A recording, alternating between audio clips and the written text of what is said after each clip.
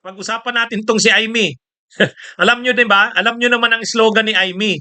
'Di ba ano ni Aimee, ang slogan niya nung tumatakbo siya sa elections, Aimee solusyon. Wow. Kaya lang ako sasabihin ko sa inyo mga kabunyog, tayo Aimee problema, hindi solusyon. Alam niyo itong si Aimee, siya ang chairperson ng Senate Committee on Foreign Relations. Ha?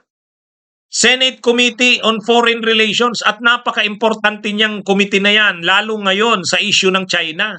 Kaya lang, bakit natin problema si Aimee, hindi solusyon? Unang-una, maraming nananawagan ngayon na ipatawag si Duterte kaugnay doon sa sinasabing gentleman's agreement. Ano ba talaga?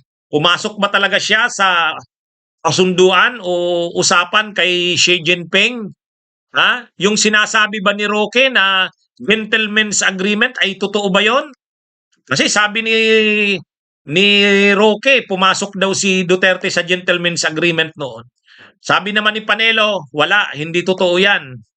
Kausap niya daw si Duterte. So anong dapat gawin? Ipatawag ng Kamara ng Senado. Okay, sa Senado tayo. Sinong magpapatawag kay ano? Ay dahil ano 'yan, relasyon sa China ang pinag-uusapan diyan, the Senate Committee on Foreign Relations. Ang problema, ipapatawag kaya ni Aimee si Duterte? Malamang hindi. Kasi nagsabi na si Aimee nung isang araw. Sabi ni Aimee, ano daw?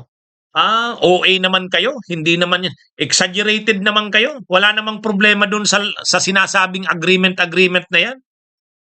Tama lang daw yung ginawa ni Duterte para daw hindi uminit ang tensyon. Ganun yung pinasok na kasunduan o agreement ni Duterte. Okay lang daw yun, hindi naman OA yun. Hindi naman daw yun mali.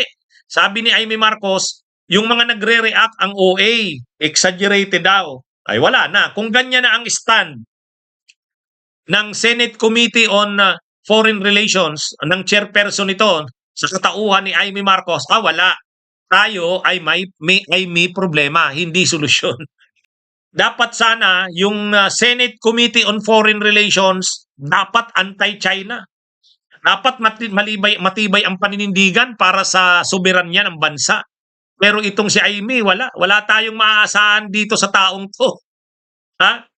Senate Committee on Foreign Relations, chairperson, tapos maka-China. Ang dami na ngayon na nagsasabi na magpatawag na ng hearing o investigation kay Duterte tungkol dyan sa gentleman's agreement di umano na yan kay Xi Jinping. Pero inano na blinak na nitong si Aimee Marcos. Sabi ni Aimee Marcos, hindi naman yan. OA naman yan.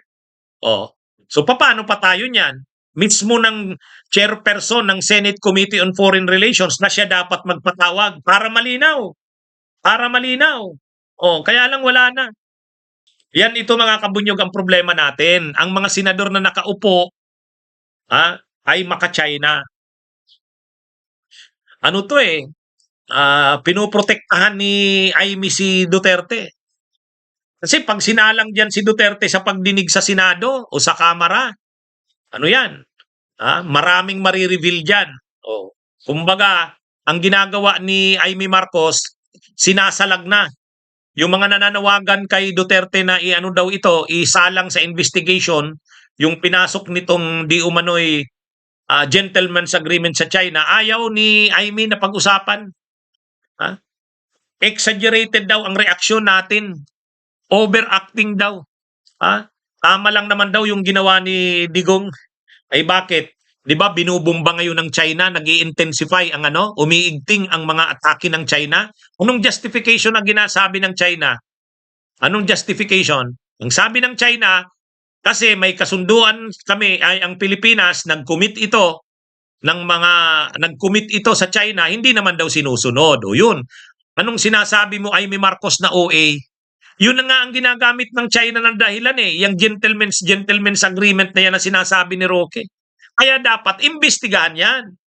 Ikaw bilang senadora, Senate Committee on Foreign Relations chairperson, gawin mo ang trabaho mo.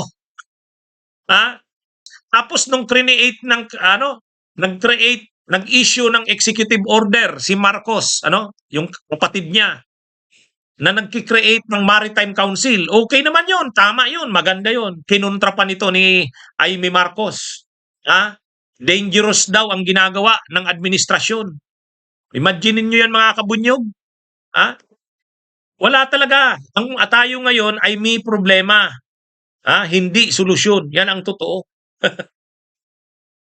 Mga kabunyog, mga kababayan. Kaya kakalungkot Dapat sana umaksyon na ang Senado Umaksyon na ang Senado. Kaya lang sinong komite sa Senado ang aaksyon? Ang may hawak dapat nito, Senate Committee on Foreign Relations. Ang problema, si Amy Marcos ang may hawak niyan. Kaya tayo ay may problema, hindi solusyon. Bunyog, bunyog, halikan na kasama ka. Bunyog, kapag buklod ay may pag-asa. Luzon, Visayas, Mindanao, isa ang pananaw. Sa bagong Pilipinas ang bunyog isisigaw. Bunyog, bunyog, bunyog.